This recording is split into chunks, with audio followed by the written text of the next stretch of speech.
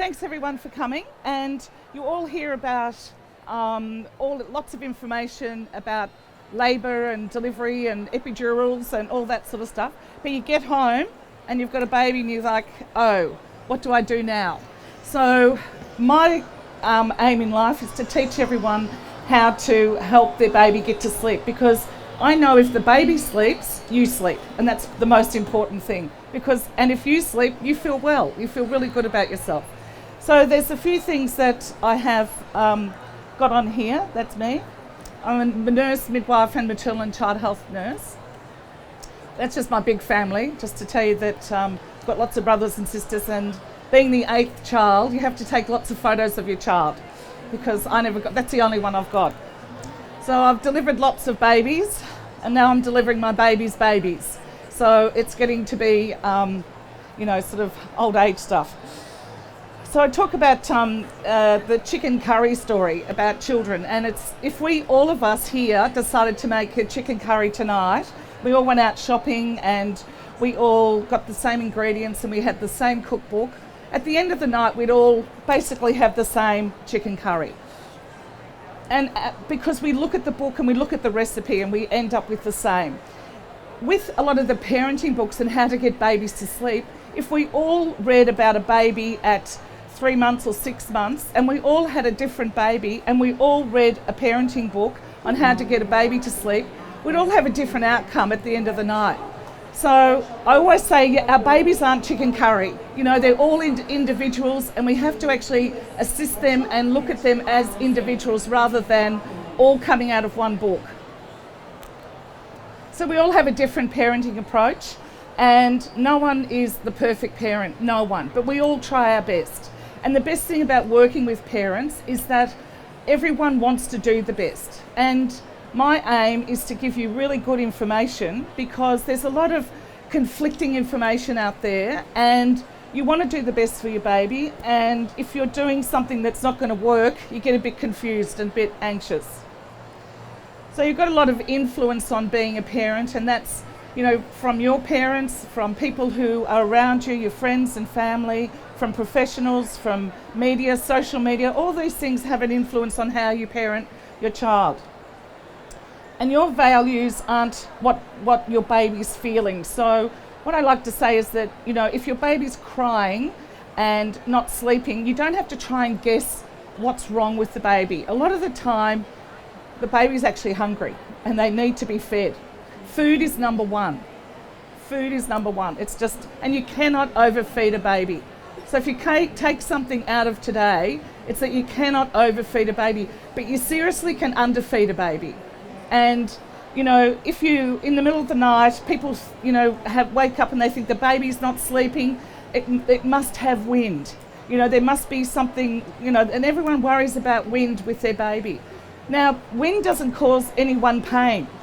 And if a baby was crying from having anything wrong with its bowel, it would be a sick baby. So don't worry about wind. Don't worry about the hiccups. Don't worry about burping. Don't worry about them. You've got to give the baby food, because that's how they all live. So this time next year, if you had a 1-year-old, you wouldn't consider not feeding the child if they're hungry. So you actually have got to feed the baby. So we all worry far too much, and I'm going to give you a few tips today. Just one saying I have, that the baby cannot be sick and well at the same time. So if they're a well baby, they're not sick. So you've got to actually look at your baby as a well baby, because they can't be both. The wet cement story is that emotionally babies are sitting in emotional wet cement for about 7 years. So whatever and however you talk to your baby, how you train your baby, how you train your baby to go to sleep, what you say to it, how you approach it, how you hug it, kiss it, say you love the baby, that's exactly what they feel by about 7. The cement has set. And so you can't make a bad baby. It's just by how we talk to our children. And if we say negative things and are negative to our child, by 7, that's all they're hearing and that's all they're thinking. So it's about being positive all the time. Sometimes it's really hard when you're tired and emotional, but you just got to drag it up and say, you're doing a great job there, you little darling. So our talk becomes their inner voice. So there's a lot of fear around pregnancy and parenting. So a lot of fear about if you're going to have an epidural, or you shouldn't do this, and you shouldn't have a Caesar, or you shouldn't feed your baby formula, or you have to breastfeed only. You know, there's a lot of fear. At the end of the day, you can only do your best, and you need to have, you know, a healthy baby and happy parents. So don't forget to feed your baby. Go back to food all the time. Boys and girls are very different, and so you've got boys are really hungry, and they don't change, do they, guys? You're uncomplicated and you're hungry. And girls, we're the emotional ones, so that's how we go on. We're teachers. As parents, we're the teachers. So whatever we teach our baby, and babies need to learn how to sleep too. So we have to teach them how to sleep. And we do get obsessed with sleep. When you have the baby, the first thing, other than, you know, how did you deliver the baby, people are going to say, is the baby sleeping? And everyone else is obsessed on how you're doing with your baby. So when the baby's in utero, as you can see here, they're in a very curled up position, and they feel nice and secure. And when you have your baby, fully dressed, of course, you know, comes out all dressed. When you have your baby, they haven't ever felt fresh air. So they've only felt being nice and curled up. So I invented a wrap on how to wrap a baby to make them feel nice and secure and safe. Now my stall is over there. If anyone wants to come, and I'll show you personally how to wrap the baby, because there's a certain way. Because babies have to have two things to be wrapped properly. They have to be able to move their arms, so we don't tie their arms down next to them, because that makes them feel very restrained. So they have to be up like that. So they have to be able to move their arms, and they also have to be able to move their hips, because babies' hips, when they're in utero, are all flexed. And if they're tied down or sort of wrapped really tightly around their hips, it can cause some damage to the maturity of the hips. So we actually wrap the babies nice and loose around the hips. So that's what Cath's wrap ends up like. They can move their hands, and they've got flexibility of their hips. So you have a lot of other products that really tie the baby around, or you know, they zip them up and they're really quite contained. So you've got to have a really big muslin wrap, and the wraps that I've got are these big 1.4 by 1.2. So they need to be big because your little one's going to grow. You wrap until the baby's about 6 months, and you wrap your baby for all feeding and all sleeping. Okay, so all breastfeeding and all sleeping. And you unwrap, and then you put them on the floor to play. And when you put them on the floor to play, you just get one of these, just a nice rug, and you put it on the floor. They don't need toys over them, because if they have toys over them, they're looking at them like that, they're not learning. So you just put the baby flat on the floor, on the ground, and they can have one of these little, comforters, and they can play with something soft, and that's all they need. They don't need a lot. So two things they need to sleep. They need to have a lot of food, and they need to have a lot of activity. Okay, so lots of food in, so lots of calories in, lots of energy out, so lots of time on the floor. So you can't just give a baby food and expect them to sleep. You can't give a baby, just leave them on the floor with no food and expect them to sleep. You've got to have both. You've got to have food plus energy out plus movement, that equals sleep. Because a lot of people put their babies in, those swings or bouncers or containers, those things that stop babies from moving. And all we want to do is put the baby flat on the floor, and then they do their own normal process of development. And that's by rolling, and then they start to crawl, and they start to do 360s and go backwards and do all these sort of tricks. And Mother Nature has got a plan for them to walk. And I like my babies to walk when they're about 12 months. If you sit them or put them in those bounce nets or anything like that, they don't learn. So that's why I say, put your head back in Africa and think what they do. They don't have anything else except they put the babies on the floor. And this is where parenting can be really, really simple. And it's all common sense. It's not that hard. So don't try and complicate it. Because if we complicate parenting, we get anxious.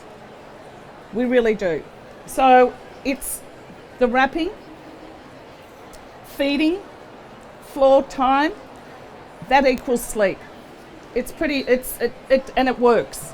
It's really amazing how it works because they have to be tired. So you cannot overfeed your baby. Few things not to do is not to bath a newborn baby at 6 o'clock at night. I always get the babies to be bathed at about 10 o'clock at night when they first come home, and actually get the dads to do it or the partners to do it. 10 o'clock at night. And once they're bathed at 10 o'clock at night, then they actually have the capacity to sleep after midnight for 3 or 4 hours. And that's the time you want to teach them to go to sleep. So that's where you start. That's the first part of the routine that you start. So you start with the routine. You bath the babies every night. You wrap them for all feeds and sleep. And then what I offer and teach my dads is to give the baby a bottle of formula while the mum goes to bed. You don't have to spend your life expressing. It's not going to make any difference if the baby, to you breastfeeding, if the baby has one bottle of formula. It's actually food made for babies. It's not rat sack, okay? It's real food. And it's the most, I don't work for anyone except myself, and it's just normal to give the baby some formula. It's okay. You're not going to do anything except give the baby some good calories. So bath every night at 10 o'clock, wrap for all feeds and sleep, and bottle of formula and bed. So why 10 o'clock? And that's what you're saying, why 10 o'clock? Is because if you bath the baby at 6 o'clock and then they have a good 3 or 4 or 5 hours sleep, you're up partying all night. So it only makes sense. You start a newborn baby, you'll get to putting your baby to bed at 6 o'clock, but not until they're 3 or 4 months old. It makes sense and it works. Now, I've got my these little stickers that you can have, and it's got my website on them, and it's got all the information about the 10 o'clock bath and why I do it. And it's common sense when you really think about it. And you need to think about it while you're pregnant, because when you come home, you need to start it straight away. That first night you come home, bath the baby late, even if the baby's asleep, you wake them up and you put them, you bath them and then put them into bed.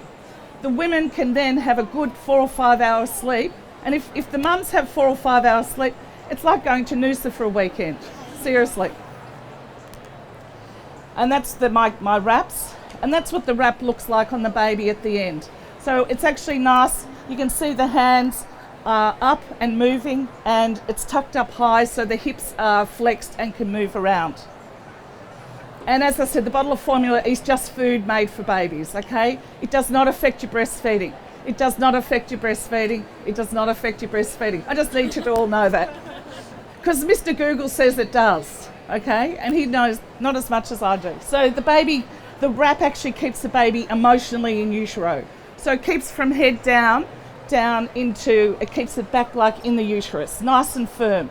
It keeps the baby calm rather than moving around at the breast, or that when you're giving a bottle, it keeps the baby calm. It contains those reflexes that the babies have when it's born. Keeps it nice and calm. And better than a sleeping bag, because the sleeping bags don't let them move or flex those hips, and that's what we're really worried about.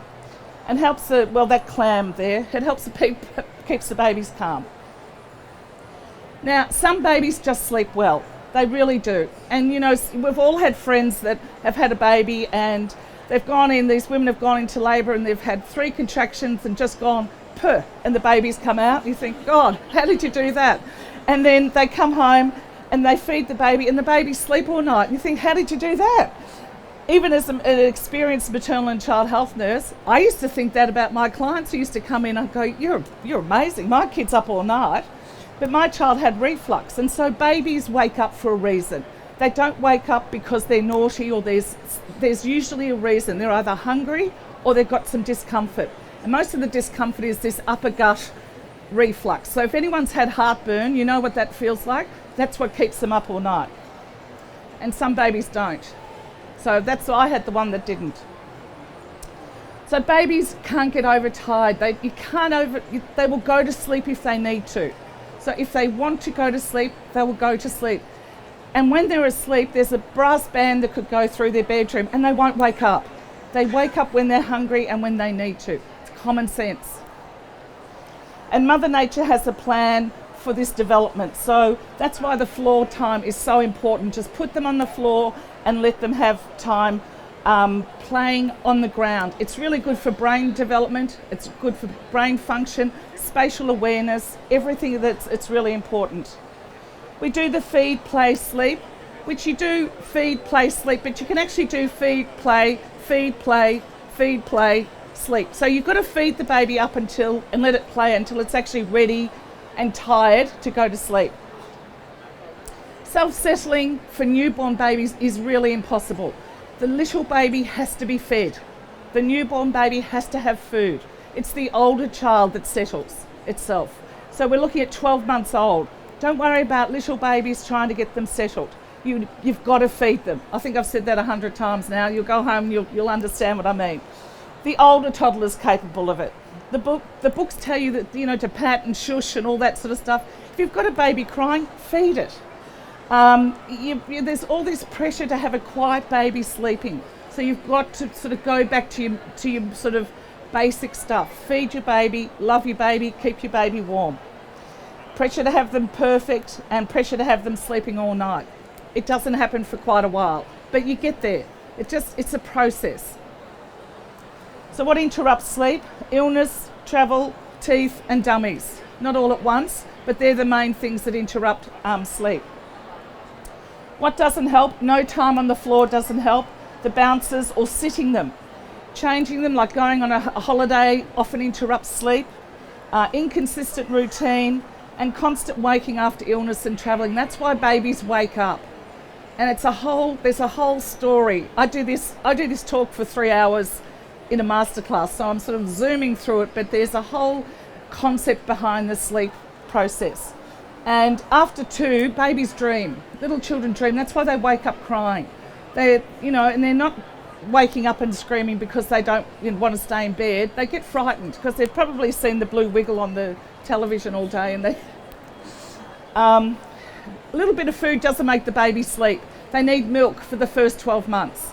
Milk is the most important food for the first 12 months, then solids afterwards is the next important thing.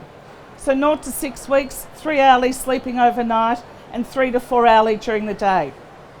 6 to 16 weeks, sleeping longer overnight, 5 to 6 hours, and less during the day. Maybe like 40 minutes sleep, 45 minute sleeps, and that's all. 4 to 6 months, they tend to sleep a lot longer overnight with the dream feed at night. That's a bottle that's given to the baby while the baby's asleep at 10 o'clock. And then lots of little sleeps during the day. They're not cat naps, they're not anything else other than the baby sleeping. 6 to 12 months, they sleep a lot better because they're moving more. So they're doing a lot more on the floor and they're crawling, so they actually sleep better day and night. They don't sleep a lot during the day when they're little. And when they get over 12 months, they tend to sleep a big sleep during the day and then all night, if you're lucky. But we all get desperate. So control crying, when they're older, they have to be over 8 kilos and they have to be over 6 months to do control crying. And really it's the only way that works. And it has to be done properly, and you need to be taught by a professional. And I've taught it for about 30 years, and it needs to be done properly. Thank you.